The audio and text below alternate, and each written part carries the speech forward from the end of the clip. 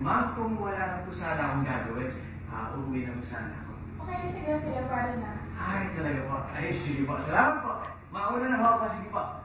Ay, sandali. May papagawa ko pala ako sa'yo. May kapagawa po kayo? Sige po. Sige po.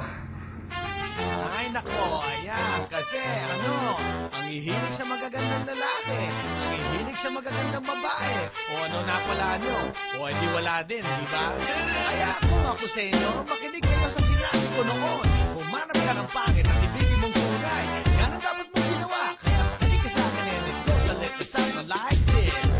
Kasi sa na taon o kay bilis iha, nung una mo marinig ang aking kanta, kay sarap balikan, gininto ang nakaraan, sa humarap ka na pangit ay nagkantahan, minemorize sinaulo ng milyong-milyong katao na ang importante sa lahat ay pagkatao at hindi ang itsura na nakakalinlang, manloloko mandaraya, kaya wag na rin lang, binuwag ko ng pagitan ng maganda at pangit na mula noon nililibak at nilalait, kinukutya, inaape, nilalayuan, minamaliit, tinatawanan at tinatapak-tapakan, pero not anymore, di mo na mararanasan ng pandirian ka na para bang isang basahan dahil tao ka na may dangal at halaga at ganda ng ugaling di makita sa iba. Ikaw ang pinakamaganda, babae sa magandang lupa.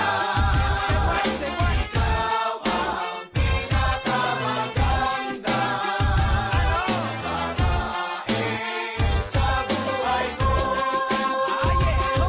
Kaya dahil sa humarap ka ng pangit na tupad, pamilya, pinapangarap at hinahangad, kontento sa asawa, ngayon ay masaya, kahit di sila mayaman, buhay ay maganda. And guess what? Labing-labing, gabi at araw, maligayang samahan ay talagang abot tanaw, hindi panandalian, bagkus magtatagal, humble, may puso't nakinig sa aking pangaral, dahil sa kanyang pamilya, ang buhay masarap, kontento siya sa partner at hindi naghahanap ng iba. You know why? Kasi walang kwenta.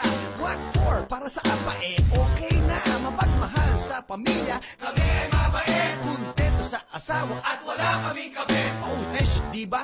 Pinapangarap niyo yon, ang magsama ang pamilya ng mahabang panahon. Ikaw ang pinakamaganda, babae sa magandang lupa.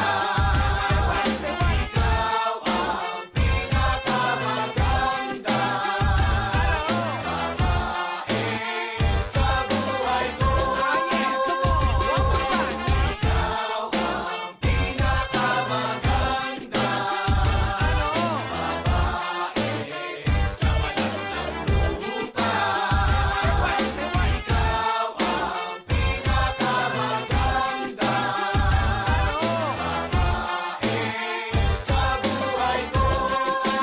Pero sa mga lalaki at babaeng di sa akin sumunod, imbis na nagre-relax, ngayon sila'y nakaluhod. Mga lalaki at babae na pinagtawanan ako at niloko-loko nila ang awitin kong ito, sila ngayon ang gabi-gabing binabangungot, na sa asawa nila ay may umasungot, na ang lalaki may ginagawang hiwaga sa dilim at sa asawang babae may ibang tumitikim. Di sila naniwala sa kanta ni Andrew E. Kaya ngayon broken hearted at broken family, bugbugay sakit at tapos nun hiwalay, depressed lahat at gusto na nilang makamatay. Kaya para lumigaya ang iyong buhay, umarap ka na pangit at ibigin mo tunay. Kung hindi, sige ka, puso mo'y mabibiyak. Lahat ng di sumunod noong ngayon umiiyak. Ikaw